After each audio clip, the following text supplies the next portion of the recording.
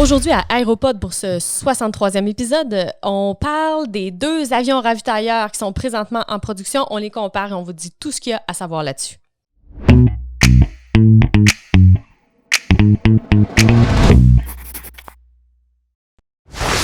Bienvenue à Aéropod, le podcast de Mentor Aéro pour les pros de l'aviation. Alors aujourd'hui, dans notre studio distancé, j'ai avec moi d'abord Grégory Blanc, président de Mentor Bien Aéro. chanté, ça me fait plaisir.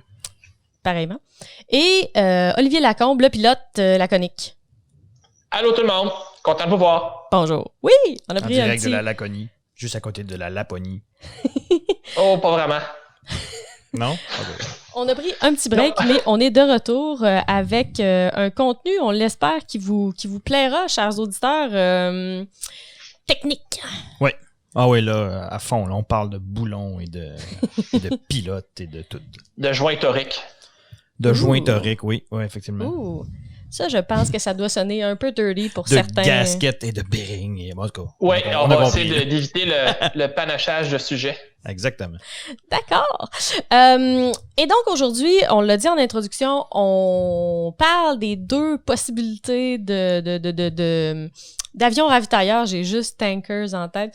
D'avions ravitailleurs de remplacement pour les flottes un peu partout dans le monde. On a déjà parlé du KC-46 un peu à l'émission dans le cadre de Renton bashing, je dirais. Oui, effectivement. Oui. Boeing Claudia, a eu son lot de... Si tu veux dire tankers en français, tu peux le dire, tu peux dire tanker. T'as raison. C'était juste l'accent qui me manquait. On a tellement cassé de sucre sur le dos à Boeing que l'antique a pensé à ne pas suivre. On a cassé. On a tellement cassé 46 de sucre sur le dos de Boeing que... Hey, hein? All right. On fait pas les choses, tu sais, on repart en force, là. Ah oui, absolument. Mm-hmm.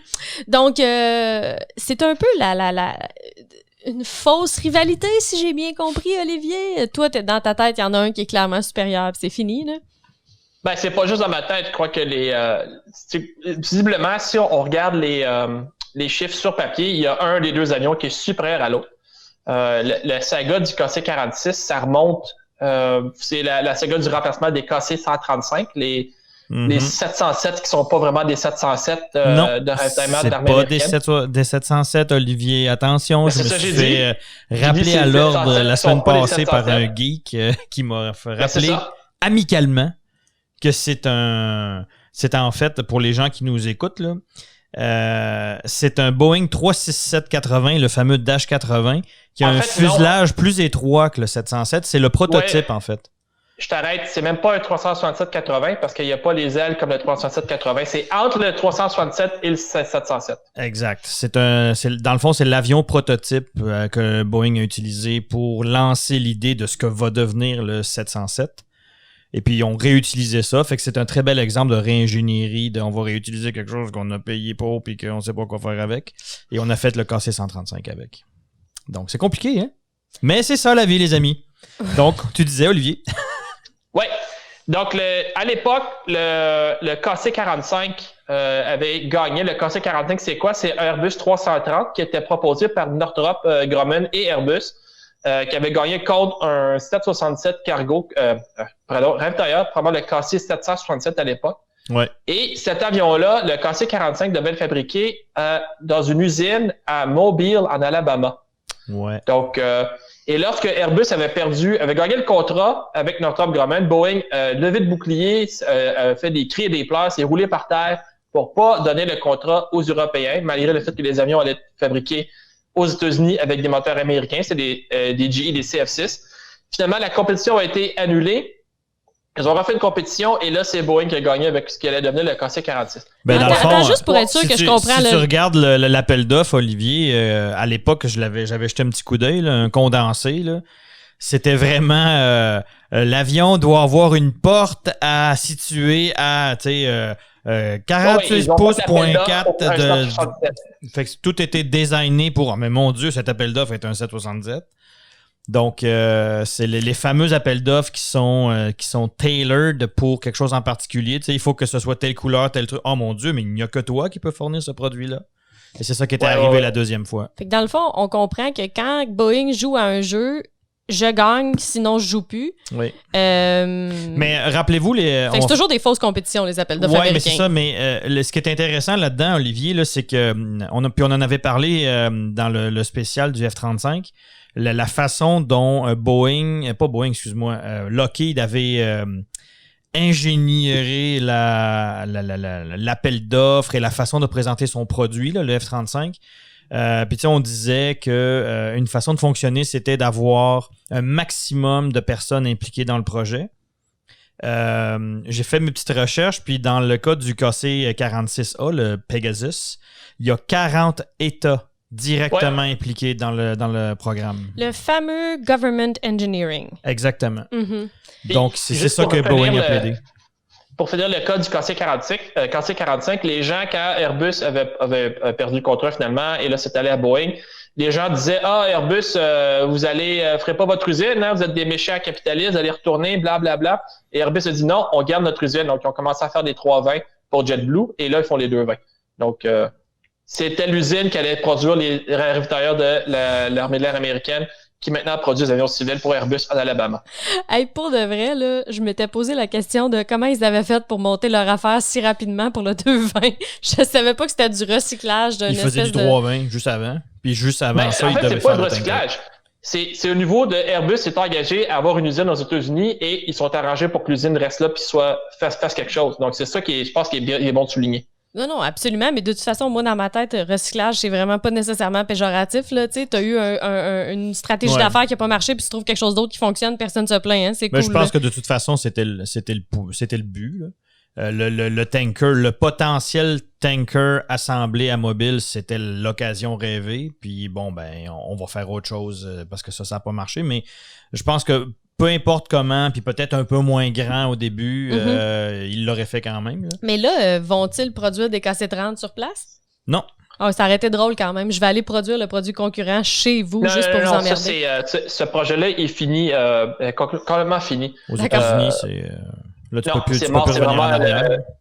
Sauf que on s'avance peut-être un peu, mais là, il y a comme un manque d'avions ravitailleurs au niveau des États-Unis. Ils vont commencer à retirer les KC-10, les fameux extenders. Ouais. Il y a différentes compagnies privées qui veulent offrir des ravitailleurs, dont Lockheed Martin qui offrirait des KC-30 en location. OK, non, mais juste, on va faire une petite parenthèse à faire ici, là. Oui.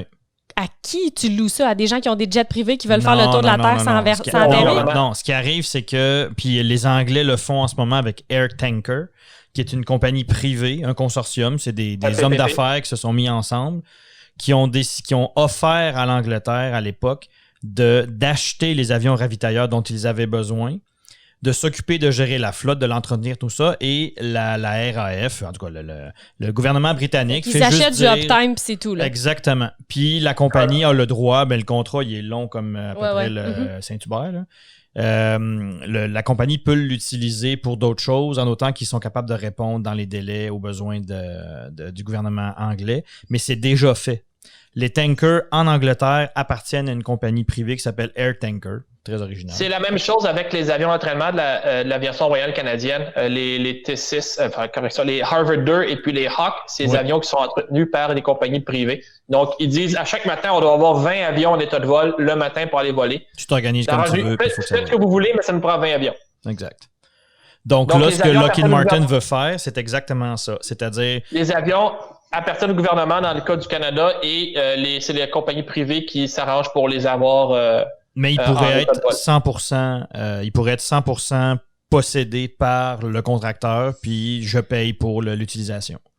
D'accord. Donc ça c'est vraiment pas nouveau, ça, au niveau international le modèle privé qui vient travailler en collaboration avec les militaires. Là.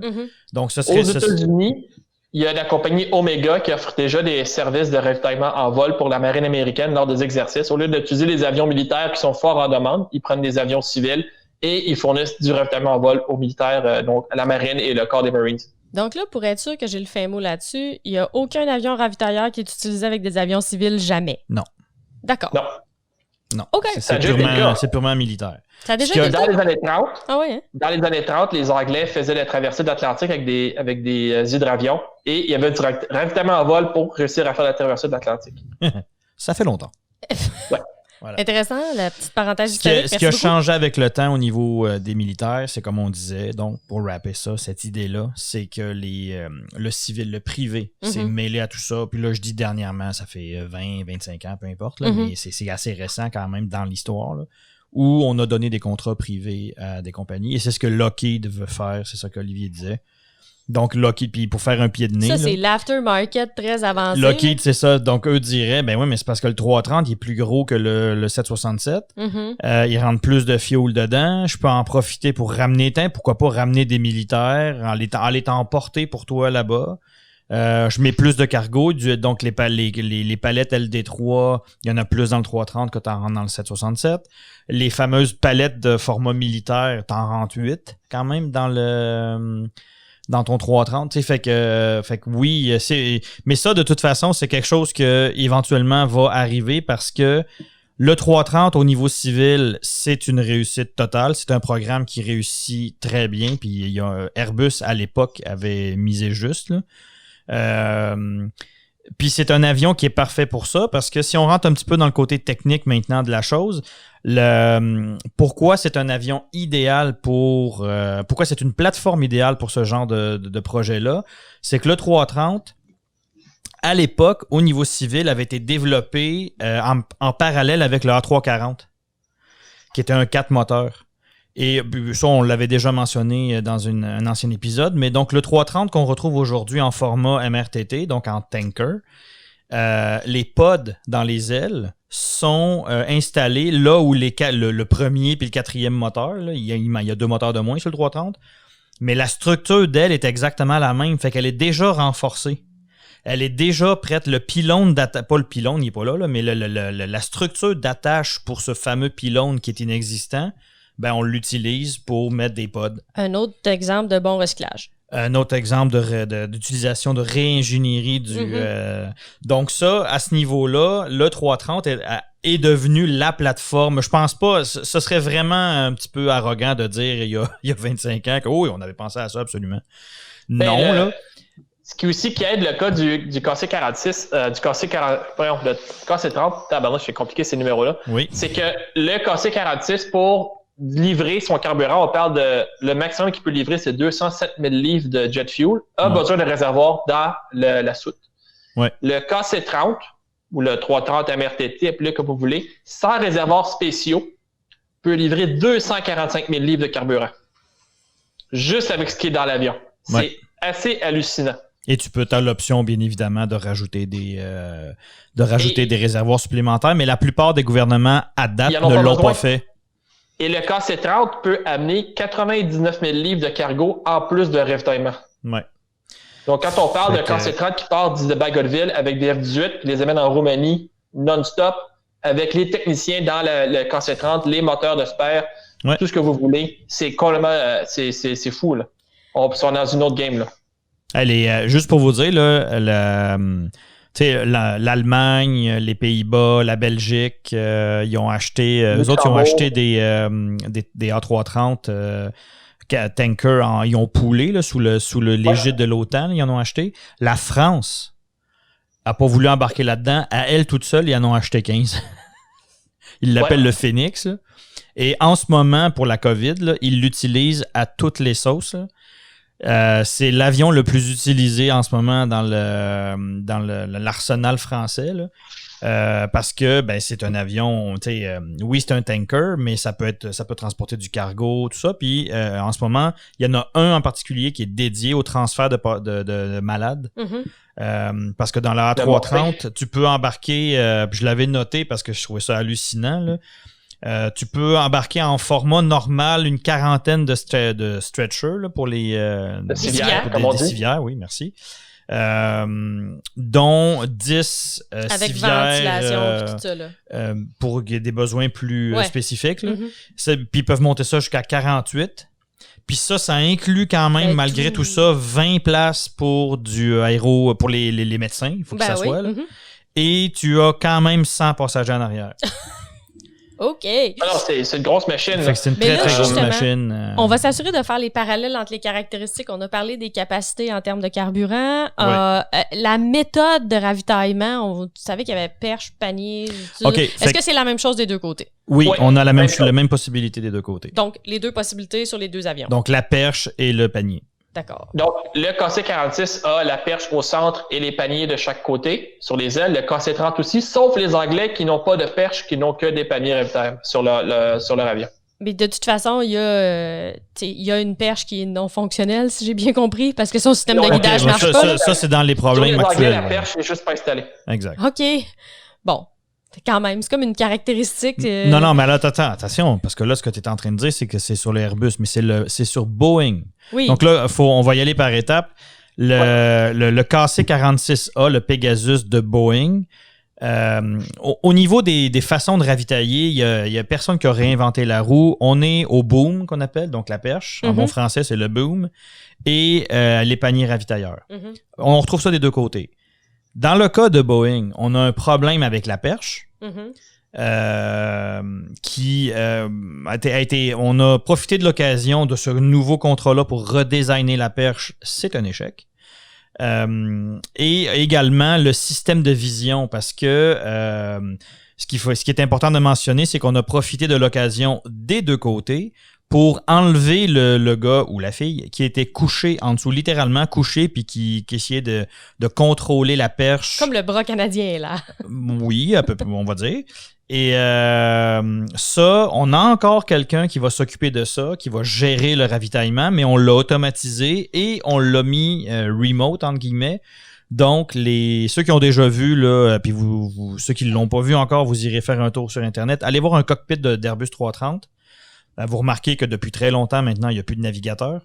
À la place de ce qui aurait été sur des vieux avions, là, la place du navigateur, il y a maintenant un contrôleur de ravitaillement. Puis ce contrôleur-là est assis, bien évidemment, très loin. Puis c'est tout géré, c'est de l'image, il y a du 3D. Il parle même de la phase 2, c'est de mettre la phase 2, c'est de mettre de la réalité virtuelle là-dedans. Donc, on est vraiment là-dessus, c'est beaucoup plus poussé que ce qu'il y avait avant. Et c'est là-dessus que ça marche pas pour Boeing. En fait, Boeing, si je peux permettre, Greg, c'est qu'ils vas-y. ont pris sur le KC-46 et la perche du KC-10 qui ont redessiné pour la rendre plus moderne. Et là, ils ont eu des problèmes. Ce qui s'est passé, c'est que la perche était trop rigide. Oui. Donc, sur des avions, des petits avions, entre guillemets, style un A10 versus un F-15. Le A10 est beaucoup plus léger que le F-15. Oui. Le A10 n'était pas assez lourd pour avoir un bon contact avec la perche. Et il y avait des vibrations dans la perche qui se transmettaient à l'avion parce qu'elle était trop rigide. Ouais. Et là, ils ont essayé de trouver pour le changer. Au niveau du système de ce qu'on appelle le RVS, le Remote Vision System, il y avait comme une latence et un manque de contrôle, ce qui faisait en sorte que la perche peut avoir des contacts avec l'avion qui était ravitaillé. Ouais. Donc, dans le cas d'un A10, un F-15, c'est tel que tel, ça vient... Ils avaient entre autres, parce que c'est des systèmes de caméra qui peuvent switcher instantanément entre jour-nuit. Là. Ça compense, fait que ça crée du glare, puis en tout cas, ça aveuglait la personne qui était au contrôle. L'opérateur. Là. L'opérateur. Fait que il y a eu des cas où ça a scratché le métal. Là, mais c'est ça, Greg. Quand c'est un A10, un F-15, un Hercule, c'est pas très grave. Ça scratche le métal. Mais dans le cas d'un avion furtif, comme le F-35, le B-2, le F-22, c'est que ça vient enlever les caractéristiques furtives de l'avion. Donc, tu t'en vas sournoisement attaquer quelqu'un et ton avion qui est parti de la base dans le Missouri, ton B-2 qui était furtif, il se ravitaille au-dessus de l'Atlantique, puis bon. Il est plus puis furtif. puis ce qui est important de mentionner, c'est ce à quoi Olivier fait allusion, là, c'est qu'il y a certains, comme le B2 par exemple, il y a la peinture contient des additifs qui sont qui absorbent certaines ondes électromagnétiques et tout ça. Là. Donc, si tu scratches la peinture, c'est aussi niaiseux que ça, tu viens de créer un weak spot à cet endroit-là. C'est de ça qu'Olivier parle. Donc, oui, allez voir des photos des avions qui ont été utilisés en Irak là, dernièrement, l'exemple des A10 ou des F-15. Là. Allez voir, il y a des photos là, où on voit le réceptacle de ravitaillement en vol et tout autour du réceptacle, c'est tout cabossé parce qu'ils ont ravitaillé dans les mauvaises conditions météo. Donc, l'avion est tout cabossé de partout. C'est assez impressionnant. Ouais. Je comprends pas pourquoi que le... Ben, je comprends pas. Je me doute pourquoi. Là, c'est beaucoup plus rapide de fueler avec un boom qu'avec un panier. Juste pour vous donner une petite idée, là, on parle avec le boom, là, c'est à peu près 1200 gallons à la minute de transfert. Pour un panier, ça dépasse jamais 450. Ça peut... Non, c'est pas vrai, je m'excuse. C'est entre 400 et 600. 400 dans les boudelles, gallons par minute. 600 si tu as le panier central, comme les Anglais ont. Donc, ils ont 3 paniers, 3 stations. Fait que si c'est celui qui est central, donc qui est permanent, lui, ça peut aller à peu près jusqu'à 600, mais on remarque que c'est le 2 fois moins. Donc, c'est pour cette raison-là que la US Air Force persiste et signe de vouloir utiliser le boom absolument. Et aussi, le boom, c'est moins difficile pour le pilote parce que c'est l'opérateur qui s'occupe de connecter les 2 avions versus qu'avec la perche, c'est le pilote. Exemple, exactement. le pilote doit connecter l'avion dans le panier. Donc, ça donne de très belles photos où on voit un panier arraché, par exemple. Ou la fameuse vidéo du CH-53 qui ravitaille en arrière d'un Hercule et qui coupe sa propre perche. Qui coupe sa propre perche, effectivement. Donc, Donc, on a besoin des 2, mais il y a des préférences. Puis, ceux qui se demandent pourquoi donc on a les 2, ben, donc la US Air Force utilise le boom et la Navy et les Marines utilisent les paniers. Et dans le fond, on a le choix entre un avion cabossé et des paniers arrachés. C'est pas mal. Là, on s'entend là, qu'à ces vitesses-là, ces altitudes-là, il y a toujours quand même un petit risque. Là. J'avais parlé quelques fois avec des pilotes d'F-18 qui disaient que c'était le petit sport de la journée. Là. Allez, on va pratiquer du ravitaillement. Let's go. Allons suer quelque peu. Donc, si vous vous souvenez on avait parlé quand il y a eu l'année passée l'écrasement du Snowbird, l'ancien commandant d'escadron Scratch. Oui. Il y a un excellent épisode où il est interviewé dans le Fighter Pilot podcast où il parle de son call sign, justement Scratch. C'est un de ses premiers vols en F-18 solo quand il est allé ravitailler en arrière d'un Hercule. Le panier a passé sur la verrière de son F-18 et il a donné comme son nom Scratch. OK. Ouais, non, les erreurs te suivent longtemps dans cette business-là, je pense. Oui, absolument. OK. Fait que là, donc au niveau du KC-46A, dans les 2 cas, c'est une réutilisation d'un avion civil. Mm-hmm. Donc, dans le KC-30, c'est un Airbus 330 qu'on a réutilisé. C'est le Airbus 330, c'est le modèle 300. Donc le plus long. Dans le cas de notre ami Boeing, c'est un bon vieux 767. C'est les 200. Pour le KC-30? Ouais. Les Anglais, ils ont des 300, mais les autres, les MRTT, c'est des 330-200. Ah ben, tabouère. Je me suis fié aux Anglais encore, tu vois. Mm-hmm. Tu vois ce que ça donne quand je me suis aux Anglais. Donc, on est passé... mais je pense qu'il y a les 2, en fait. En y réfléchissant bien, c'est vrai qu'ils offrent les 2. Les Anglais, ils ont des 300. Les Anglais, les Voyager, ouais. ils ont des 300. C'est vraiment les KC-30 et les 330 MRTT, c'est vraiment des 200. OK, good. Puis le KC-46 également, c'est un 767 Frankenstein parce que c'est un fuselage de 767-200 cargo. Ouais. Et des ailes de 767-300. Exact. Donc, on a vu que les ailes sont renforcées parce que le modèle 300 est plus gros, ça permettait en tout cas, tout ça. OK. Pour ajouter à ton Frankenstein, on a dit, tu sais, c'est un vieux design, mais il faut quand même le mettre un petit peu... faut attirer la nouvelle génération de pilotes. Fait que c'est une avionique de 787, de Dreamliner. Ouais. Un cockpit de 787. Ouais. Un cockpit de 787, donc des beaux écrans de 15 pouces. Non, mais c'est important. C'est important de le mentionner que... Par contre, on est resté avec de la vieille technologie. On a sélectionné des bons vieux PW4000. Donc, ça m'a surpris un peu quand même parce que c'est de très bons moteurs. Puis les gens qui me connaissent savent que j'ai le Eagle tatoué sur le cœur. Mais quand même... Du PW4000, c'est des 4062 qui sont installés dessus, là, donc la série 94. Puis c'est pas jeune. C'est ça. Donc ça a du vécu. Les moteurs sont flambant neufs, on s'entend, mais le design n'est pas très jeune.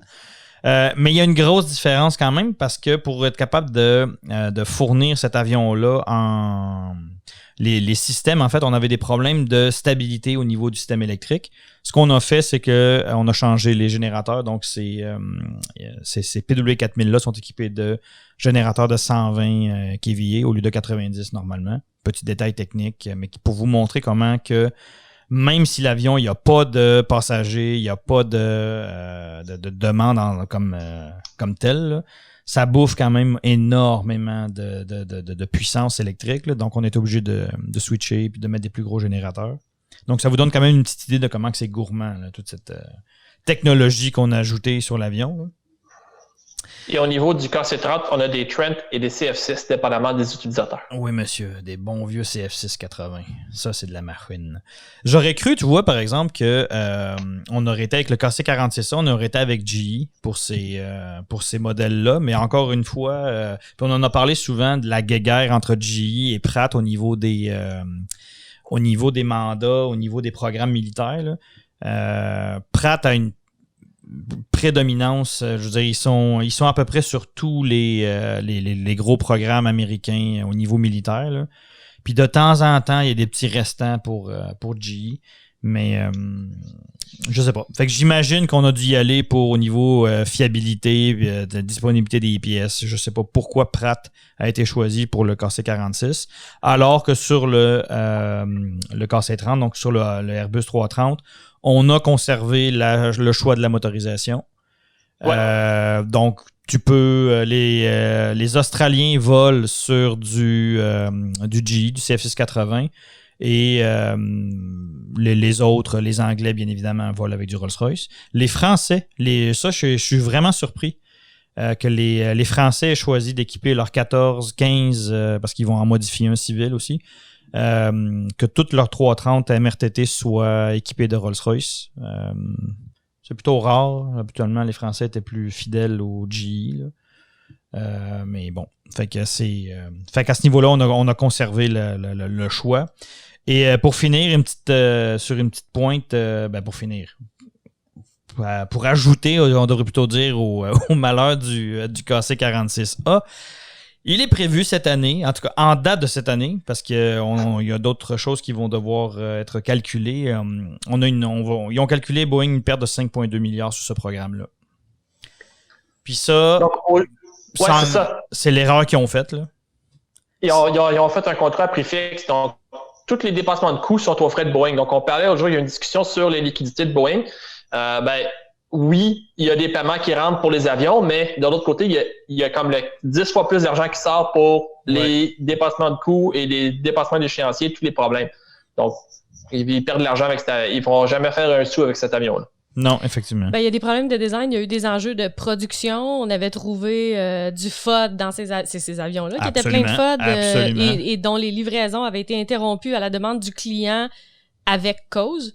C'est-à-dire qu'ils avaient le droit contractuellement d'arrêter les livraisons si les avions étaient considérés comme pas sécuritaires. Oui. Ça a repris depuis, si je ne m'abuse. Les livraisons ont repris. Il y en a à peu près une cinquantaine qui ont été fabriquées, semi-livrées, presque livrées, pas encore rendues. Mais l'armée paye quand même. C'est ça la beauté l'affaire, d'un contrat militaire. Mais j'imagine qu'il doit y avoir des pressions diplomatiques internes pour que l'armée continue l'Air Force continue d'en recevoir quand même. C'est un programme d'aide under another name. Absolument. Et juste un petit détail technique ici, vu qu'il faut qu'ils redesignent le boom parce qu'on parle d'un redesign complet, là, et qu'ils modifient / qu'ils arrangent leur système de vision. Comment t'as appelé ça, Olivier, déjà? Un Remote Vision System RVS. Ils vont bientôt arriver avec la version 2.0. Oui, c'est un redesign quasi complet. Ils disent c'est beaucoup du software aussi, là. Mais donc, aucune possibilité d'avoir quelque chose d'opérationnel avant 2023. Donc là, ce que ça fait, opérationnellement parlant, c'est qu'il y a des KC-46 qui volent en ce moment aux États-Unis, qui font du ravitaillement, mais c'est très limité ce qu'ils peuvent faire et à qui ils peuvent le faire. Ils répondent pas aux spécifications qui avaient été demandées. Ils ne peuvent pas être déployés. Donc, ce que ça sous-entend, c'est que ce sont encore les bons vieux KC-135 qu'on a toujours connus jusqu'à maintenant, là, qui, eux, sont déployés à l'étranger, qui, eux, font le support extraterritorial, là.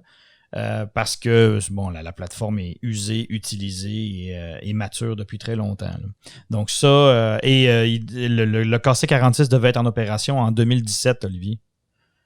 Ouais. Fait qu'on est passablement en retard dans le programme. Mais bon. Donc, on en avait parlé dans un épisode précédent d'Aéropod. Donc, pendant que Boeing a de la misère avec son RVS 2.0 puis qu'il n'y a rien qui marche, Airbus, eux, ils font des ravitaillements en vol 100% automatisés avec aucune intervention humaine. Et Boeing disait que c'était impossible. C'est impossible jusqu'à ce que quelqu'un d'autre le fasse. Les Australiens seraient les premiers à utiliser ce système-là sur leur... les Australiens au Singapour à utiliser ce système-là sur leurs avions. Dans le sens que c'est juste un firmware upgrade, tu me passeras l'expression, mais genre c'est le même avion, c'est juste que ce système-là devient automatisé avec l'ajout d'un... Rendu là, on est dans les secrets, je sais pas trop si ça vient avec ou non, là, mais... Ou en tout cas, c'est en déploiement. Mais tous les avions ont la possibilité. Ouais. Donc ça, c'est... Fait que donc, dans le fond, c'est un petit peu comme les voitures aujourd'hui. Tu peux t'acheter un upgrade, si tu veux. Là. Exactement. Donc les Tesla, là, il y a beaucoup d'upgrades que si tu payes, ils le débloquent à distance. Là. Ouais, okay. Bon, mais c'est un peu ça. Et ou, si t'as pas une Tesla, il y a beaucoup de voitures aujourd'hui qui ont la couette de fil électrique. Ouais. Tous les fils pour toutes les modifications ou presque toutes les options que tu peux prendre sont déjà tout est déjà présent. Ils font juste changer le board pour mettre ton nouveau radio, mais le fil est déjà là, l'installation électrique est déjà là. C'est un petit peu le même principe. Okay. Donc, tout est présent à bord, puis tu as juste à payer pour l'option, entre guillemets. Puis, tu disais, il y a quelques secondes, tu parlais de subventions déguisées et tout ça, puis on en a souvent parlé à Aéropod de comment soutenir une industrie sans donner d'argent directement sous forme de subvention, là. On l'a dit tantôt en introduction, puis je le répète, ça fournit de la job directement dans 40 États différents aux États-Unis. Là, par contre, j'ai envie de faire un petit sommaire à ce point-ci parce que je suis pas sûre que je comprends pourquoi il y a de la compétition dans le marché, parce qu'il y en a un qui a l'air d'être supérieur en tout. Est-ce que je me trompe, là? Est-ce qu'il y a des caractéristiques du KC-46 qui sont franchement meilleures? Il y a des avantages qui sont impossibles à accoter pour le KC-30 d'une manière ou d'une autre pour une forme d'opération particulière. En fait, officiellement, il y a 2 contenders sur le marché, mais actuellement, blague à part, là, c'est Airbus qui ramasse tout. Au Canada, le Boeing a été mis de côté. Donc, le Canada est en train d'évaluer ses options, puis ils ont tassé un T2 déjà. Il n'y a rien de fait encore, il n'y a pas de contrat signé, mais l'autre n'est plus dans la course. L'autre n'est plus dans la course, d'après moi, c'est pour le nombre de passagers, parce que le Boeing, le KC-46 peut juste amener 114 passagers, versus un KC-30 qui peut amener 200 et plus passagers. Là. Donc, ils sont juste pas dans la course. Si tu veux, admettons, tu veux ramener des soldats, là, comme on le fait souvent d'un déploiement, tu peux mettre la configuration maximum, Olivier, c'est 314 passagers. Si tu prends donc là, à ce moment-là, j'imagine que si tu prends la version 330-300, là. Ouais, mais 300 passagers. Fait que t'es à 314 passagers si tu fais juste ramener des soldats, là, OK? Puis bon, t'as ta soute pour les bagages, là. Donc, oui, c'est sûr que ça fait une très, très grosse différence, là. Mais tu sais, on passe sur le KC-46 de 18 palettes LD3 à 27 quand même, là, sur le Ah, c'est la raison aussi des Américains qui ont pris le KC-46, c'est que le KC-46 rentre dans un hangar de KC-135. C'est sûr qu'au niveau de la logistique, ça doit aider si t'as pas besoin de tout rebâtir. OK, donc son avantage présentement, c'est qu'il est plus petit. Il est plus petit, probablement un petit peu moins cher. Il va peut-être y avoir des différentes Air Force. Tu sais, je disais en introduction que le pourquoi aujourd'hui il y a cette petite guerre commerciale entre les deux, c'est que à une certaine époque, puis corrige-moi Olivier si je me trompe au niveau militaire, là, c'est ton bag plus que le mien, là, mais à une certaine époque, il n'y avait pas grande Air Force dans le monde qui avait la capacité de se... Tu sais, un petit peu comme tu dis, il y a des pays qui ont la bombe nucléaire, dans une moindre mesure et un peu douteux comme comparaison, là. Il n'y avait pas tant d'Air Force dans le monde qui avait la capacité de de s'auto-ravitailler, mais de s'occuper de soi-même. Donc, souvent, il fallait faire appel à d'autres Air Force, louer du temps à un autre pays, des choses comme ça. Alors que là, aujourd'hui, on voit que il y a de plus en plus de pays qui désirent s'affirmer, qui veulent participer dans des déploiements de l'ONU, des choses comme ça. Donc là, ben, on veut s'équiper. Faut être autonome, et il faut être autonome. Donc, il y aurait une possibilité de pouvoir en acheter un ou deux. Ben là, ben, tu as le choix entre Boeing et Airbus. Moi, je pense que honnêtement, je vois ça, une fois qu'ils auront réglé leurs problèmes, là, je vois vraiment le Boeing comme de l'entrée de gamme. Un bon vieux Chevrolet. Là. Mais si je peux me permettre, le Boeing, le Pegasus va avoir une mise à jour de bloc bientôt, le bloc 1. Il va racheter des radios américaines et des radios pour être compatibles avec les autres membres de l'OTAN. Et là, ce qui se passe, on vous a parlé l'autre jour à l'aéropod du fameux programme BACN, le fameux Bacon que les Américains achètent des Global Express pour les transformer en relais radio volant.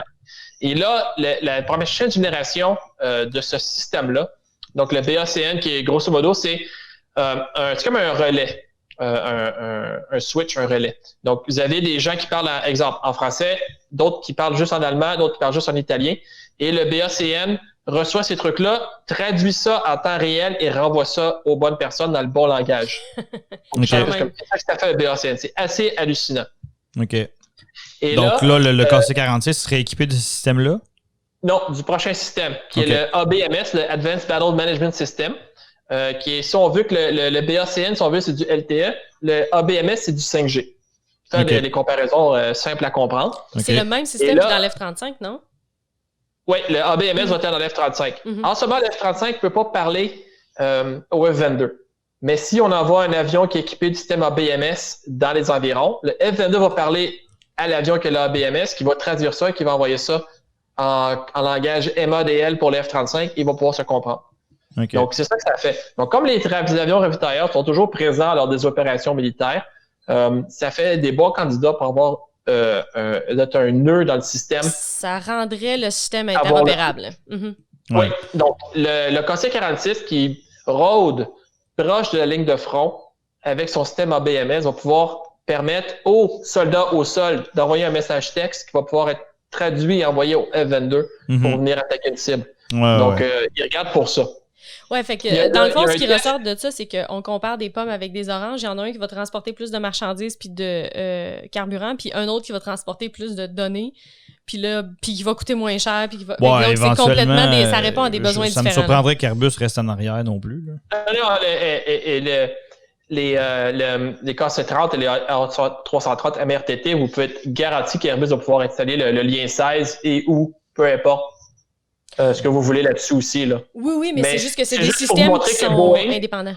Boeing, de leur chemin, ce qu'ils font les Américains, c'est qu'ils vont transformer leurs avions ravitailleurs comme étant un nœud de communication dans un réseau de communication. Oui, tout à fait. Dans une antenne relais volante, en plus de fournir du carburant. Et aussi, ils passent d'installer il y a des projets, des discussions pour des pods de reconnaissance sur des avions ravitailleurs. Genre un Snapper Pod ou un FLIR ou peu importe. Donc, l'avion en périphérie est capable de fournir quelques informations à ce qui se passe en plus. C'est la grosse fois, lorsque les avions de transport reçoivent des pods de désignation laser et des caméras multispectrales pour les permettre de faire plus que juste transporter des marchandises du point A au point B. Ça, tu vois, par exemple, puis je dis pas qu'il n'ait pas eu quelques-uns qu'on ait fait des tests ou quoi, mais ça me surprend qu'il l'ait pas fait à plus grande échelle plus tôt. Se servir du ravitailleur, ne serait-ce que comme antenne, OK? On oublie des pods de visualisation et tout ça, là, mais ne serait-ce que comme antenne relais ou whatever, là, ça me surprend qu'il l'ait pas fait avant, ça. C'est ça. Les premiers qui ont fait ça, vraiment, c'est pas mal les Marines qui, eux, ils disaient que chaque soldat, véhicule, avion, hélicoptère dans leur force allait participer au réseau d'information. Donc, les Marines avec leur KC-30, les Hercules ravitailleurs des Marines, maintenant, c'est les avions qui ont des équipements de reconnaissance, qui ont de l'armement. Donc, en plus de ravitailler un hélicoptère, exemple, en plus de ravitailler un V-22, ça va porter des Marines pour aller faire un assaut contre l'ennemi, ben le Hercule peut suivre le V-22 et arriver au-dessus et pour fournir un support aérien en plus de faire de la reconnaissance.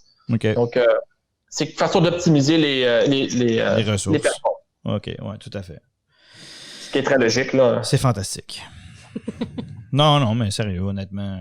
Donc voilà, c'est ça la petite histoire de cette petite guéguerre qui est plutôt commerciale qu'autre chose, là, quand même, là, je dirais. Mais là, ça fait le tour de tout ce qu'on sait jusqu'à maintenant, puis de où les programmes sont rendus au jour d'aujourd'hui.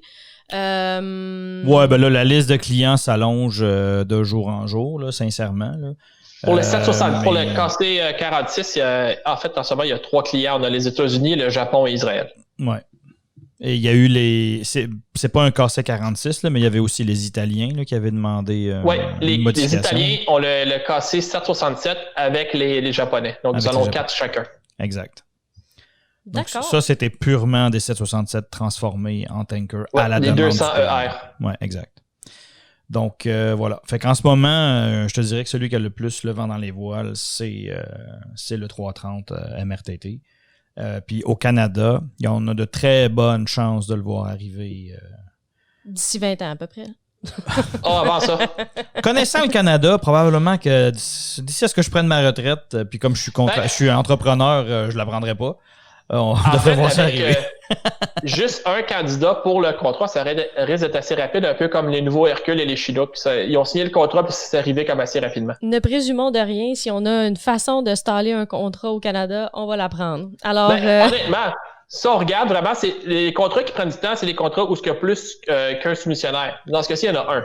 Donc, les Chinook, là, c'est ça. On va acheter des Chinook. OK, on a acheté des Chinook. C'est sûr qu'il y a moins de complexité, mais en même temps, vraiment, est-ce que le gouvernement Trudeau va avoir le goût de signer un contrat avant la fin de son mandat? Ça m'étonnerait. Non, ça, c'est sûr que c'est à suivre. Mais de toute façon, on attend une réponse pour 2024. Fait que c'est pas... Ouais, OK. Vite, c'est... C'est façon de parler, c'est ça. Bien sûr, voyons. Vite dans un rythme bureaucratique. OK. On s'en va faire le tour des rafales pour les nouvelles qui vont vous avoir... qui devraient vous intéresser cette semaine. Ouais. Hey! On a des petites nouvelles rapides. Peux-tu y aller, Olivier? Oui, en fait, ce qui a retenu mon attention, c'est le décès de l'astronaute Michael Collins. L'éternel numéro 3. Oui, le numéro 3. Donc, l'astronaute qui était le pilote du module de commande de Apollo 11. Alors, pendant que Neil Armstrong et Buzz Aldrin étaient sur la surface de la Lune, lui était tout seul dans le module de commande Columbia à orbiter la station spatiale, la Lune.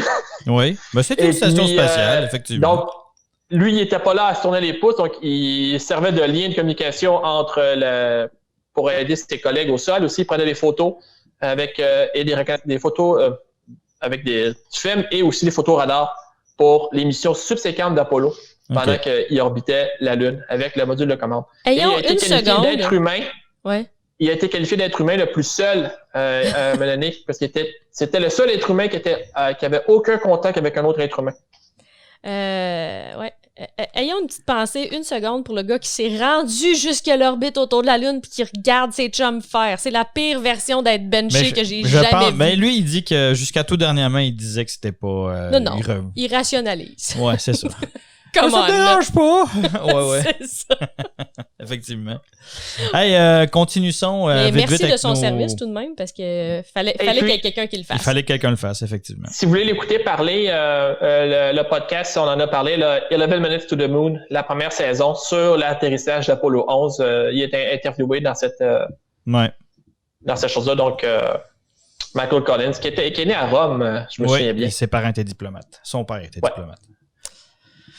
All right. Écoutez, réjouissons-nous. Restons aux États-Unis. 10e A220 fabriqué aux États-Unis, qui est sorti ces derniers jours. Là. C'est un A220-300 et il est pour JetBlue. JetBlue qui a reçu son deuxième, donc c'est le deuxième qui recevait 2 sur 70. Une beauté. Il va t'en sortir du A220 C-Series. De mobile. Les passagers vont commencer à magasiner leurs appareils entre les bons commentaires qu'on a sur le 220 et toute la saga qui est arrivée avec les avions Boeing, puis je dis pas juste le Max parce qu'il y en a eu d'autres, je pense que les gens vont commencer à magasiner leur avion en voyageant, ce qui n'était pas le cas avant. Là. Absolument. À part pour vous autres, les avgeeks. Là. Absolument. Puis en plus, il est prêt à profiter de la pandémie pour faire du ménage dans ses problèmes moteurs. Donc, tout va bien. On reste avec Airbus. Airbus qui réfléchit beaucoup à une version A350 cargo. Donc ça, c'est l'équivalent d'un 777 cargo. Là. Fait que dans le fond, Airbus veut veut arrêter, empêcher ce monopole de Boeing, qui a, soit dit en passant, c'est un véritable monopole sur à peu près 800 quelques avions cargo dans le monde, là, parce qu'on n'a pas un compte exact. Ce qu'on sait sûr et certain, c'est qu'il y en a 760 Boeing. Donc, ça vous donne une petite idée. Là. Donc, il n'y a pas de décision qui a été prise encore, mais c'est de plus en plus sérieux. Ça se discute de plus en plus sérieusement dans les couloirs chez Airbus. Eh bien. Une petite... on va aller faire une petite... un petit tour du côté de Donald Trump. Mais non, pas directement, parce qu'en fait, on va parler de son fameux contrat. Vous rappelez-vous, le 747, il avait acheté 2 747-8, là, je ne sais plus comment on les appelle, là, qui devaient être livrés à Transaéro, une compagnie russe. La compagnie a fait faillite, fait que Boeing était pogné avec 2 747-8, qui, soit dit en passant, est la dernière itération du fameux 747, là, avec des moteurs GNX et tout ça. Donc, Donald Trump s'était vanté d'avoir coupé dans les coûts d'acquisition et de modification du futur Air Force One. Eh bien, le contracteur principal a fait faillite. Hey, on en parle souvent de pas toujours choisir le plus bas soumissionnaire. C'est une autre bonne raison. Ouais, donc là, puis ce qui est intéressant dans cette histoire-là, c'est que la compagnie en question, là, qui est GDC Technique, poursuit Boeing et Boeing poursuit GDC Technique. Donc, ça va bien. Yay! Fait que bravo, Donald. T'as bien fait ça. Puis, by the way, c'est un contrat de 3,9 milliards. The art of the deal. The art of the deal, oui. Petite nouvelle cute, là. Anna, donc Al Nippon Airways, qui a décidé d'installer dans ses avions des toilettes sans main. Nice! Quelle bonne idée! Ben, on parle de l'ouverture de la porte, là, on s'entend, là. Ah oui? Oui. Pour empêcher la propagation des microbes. Donc, ils ont développé une porte qui s'ouvre avec son coude. Qui s'ouvre et se ferme avec son coude. Cute. Ils vont modifier leurs 21 avions avant le début de la saison estivale. Mauvaise nouvelle pour le Mile High Club. Forte chance d'ouvrir la porte par accident. Absolument, avec le coude. Puis, dernier petit point, on finit avec Boeing encore une fois. Donc, la FAA qui a émis un AD, donc une consigne de navigabilité en bon français, pour ces 737 MAX, le fameux problème qui est sorti ces dernières semaines. On parlait de problème électrique. En fait, c'est un problème de bonding, donc de mise à la terre de certaines composantes électriques, bien évidemment. Donc là, il y a la consigne de navigabilité est sortie.